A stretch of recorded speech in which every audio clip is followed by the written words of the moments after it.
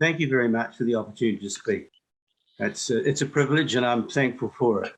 And I understand that the bill is intended to enhance personal freedom, and that's a worthy intention. Can't complain about that.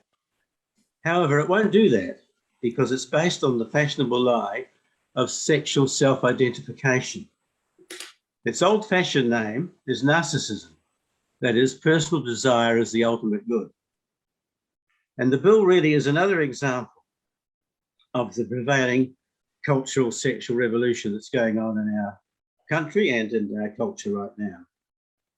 The transcendent and even scientific method is being replaced by the authority of the modern therapeutic self, the self that must always be safe and never offended.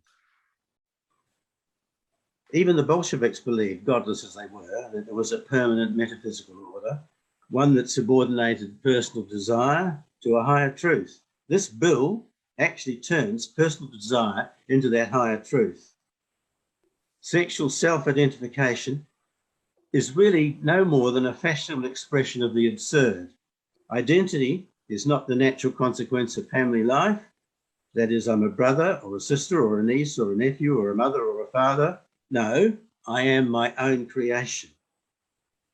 Irony and nonsense frequently go together, and they do here. Sexual self-identification presumes the dignity of the individual while denying any other authority other than self that might legitimize dignity. It rests on nothing more than a mere tautology. I have dignity because I'm human, and I'm human, therefore I have dignity. The rational and realism is fled to another planet. To argue that a teenager can apply to change his or her sex on a birth certificate to any other sex or gender, in the final instance, with nothing more than a letter from a suitably qualified third parent, attacks parental authority in family order at its root. And in doing so, it also continues in our civilization that would change our understanding of what it actually means to be human. Until about 20 minutes ago, Western civilization was sustained by the belief that human dignity was a consequence of being created male and female by God in his image. It was that belief, and that belief only, that gave Western civilization its unique foundational concept of dignity and equality before the law. Now, this bill would deny that the validity of that belief while plagiarizing its concept of dignity. In that sense, the bill is an emperor without any clothes. It should be obvious that for human dignity to have any meaning at all and escape the heavy hand of the totalitarian, it must have an authority above the state to sustain it. It can't steal this concept of dignity from the Bible, which it has done, and then deny that it has done so. By plagiarizing the biblical concept of dignity, it transfers all moral authority in theory to the individual, but ultimately in practice to the state.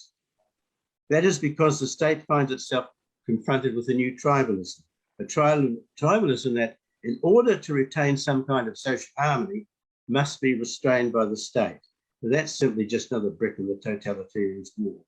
Dissenters like me will be excluded, become the enemy, and be silenced. So assuming that human dignity is fluid, and that the quality of nature of that continuing must be determined by the individual's idea of self, it follows that any criticism must be offensive. One must be able to change historical fact, then, birth certificate, on the basis of felt need.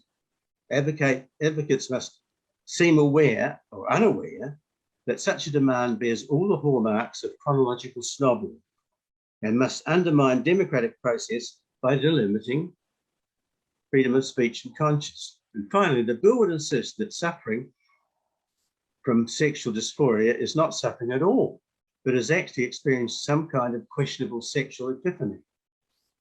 The trans person has some kind of esoteric insight that is beyond criticism. Like the old Gnostics, the ideology creates a schism between body and mind. I can determine the nature and shape of my body with the power of my mind. For example, I feel like a woman, therefore I am. Trans women are women, trans men are men, and the non-binary people are valid. That is a statement of faith. It is also a lie. All this might not add up to a religion in the traditional sense, but it is certainly a belief system. It's neither reasonable nor science in action, neither reason nor science in action, I should say, because it is neither provable nor falsifiable. Now, to base any law on such absurdity is, well, absurd.